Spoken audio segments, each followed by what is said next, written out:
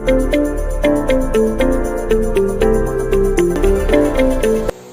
you are looking so cheerful. Is it something special? Nice, thank you. I'm also so much happy today to see you as much cheerful as today.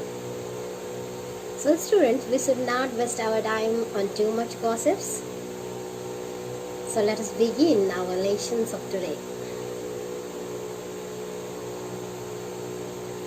You are all like little flowers in a garden. Flowers of different colors and smell. You have come to this stage after stages of developments. You have grown up just as plants grow up in a field. Our society is the field where you all have grown up. Your guardians look after you just as a careful gardener look after his garden. So students, here I have used phrases like flowers and like a gardener. This way the meaning is quite clear and forceful. It gives you some images. An image is a creation of picture in your mind. Simple use of language cannot produce this kind of image. So we use a different language which is called figure of speech. Thus English is a language of mixed origin. There are a large number of words of French, Latin as well as of native Anglo-Saxon vocabulary. Hence it is quite possible to say the same thing in different ways.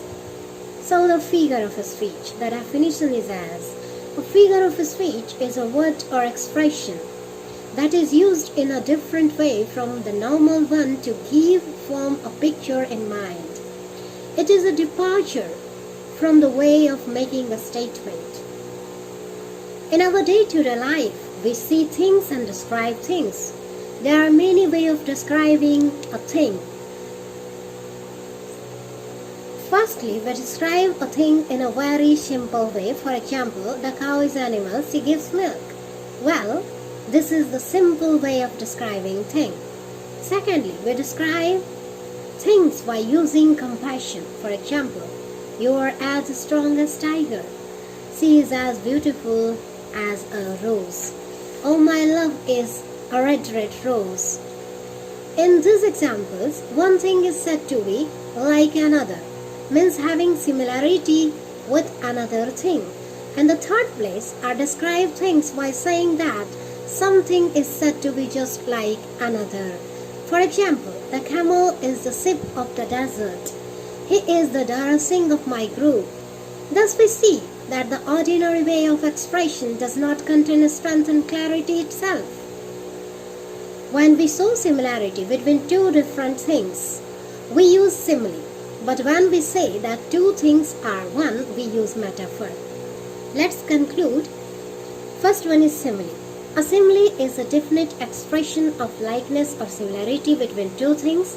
It is used with the word like, as, like, so, etc. For example, I wandered along like a fish of cloud. The PM stands firm as a rock.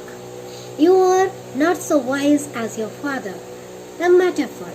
A metaphor is like a simile, but it is as implied simile. The comparison between two things are not formally expressed, but it is an implied one. For example, hope is anchor of life. Metaphor is the most spontaneously used figure of speech. Our thought basically works through metaphor. It is the most powerful figure of speech or form for creating images. The image usually gets itself expressed through one of the five sense organs. For example, life is walking shadow, creates images before our eyes and mind. It adds graphicness to language. So students, today we have learned the definition of figure of speech, and under this we have learned first one is simile and second is metaphor, the figure of speeches. So there are more and more figure of speeches.